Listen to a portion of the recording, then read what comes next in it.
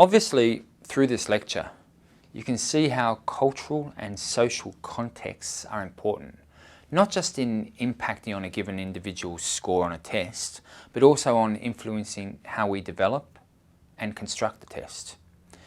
It's influenced by what we value in terms of the notion of intelligence. So it's important to consider whether a given intelligence test is either valid or appropriate for all people, or do we challenge the assumption of universality. So you can see also that intelligence testing is a more emotionally charged debate than personality testing. Why is this, do you think? Part of the reason may have to do with that intelligence tests have embedded in them the notion that higher intelligence is better. And not only is it better, it's a justification for claiming moral superiority.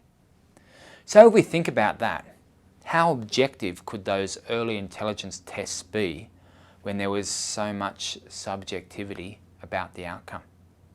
You can contrast this with personality. As yet, there have been no claims that there's some kind of moral superiority for high extroversion, for example, and personality assessments in and of themselves cannot be used to rigidly influence the life outcomes of many people. Instead, there's a general acceptance that there will be no variation in personality and that this might provide some direction but not judgment for the person's outcome. Having said that, if personality assessment was used to evaluate whether you should get into university, for example, it would only be a matter of time before the topic became controversial.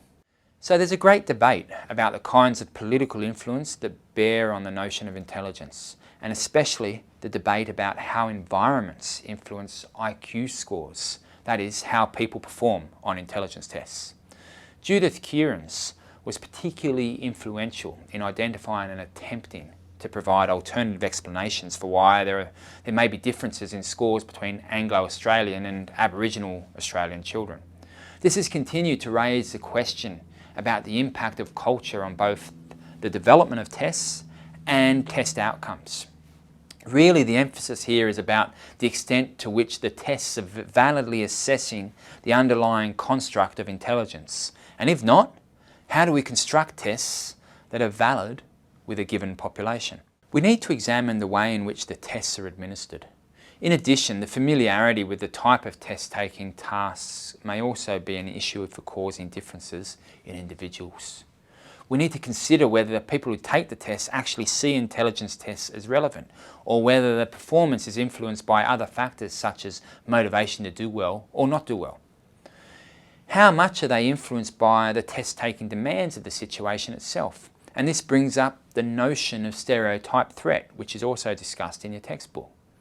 Overall, it's important to remember that assessment practice, like any psychological practice, and in fact any profession, does not develop in a vacuum. One of the major criticisms of IQ tests is that they rely heavily on verbal ability. Test takers who are not fluent in the native language do poorly on an IQ test, largely because they don't comprehend the test instructions or the questions themselves. The WACE and the Stanford Binet tests draw heavily on the cognitive skills and learning that are needed to succeed in Western education and occupational settings.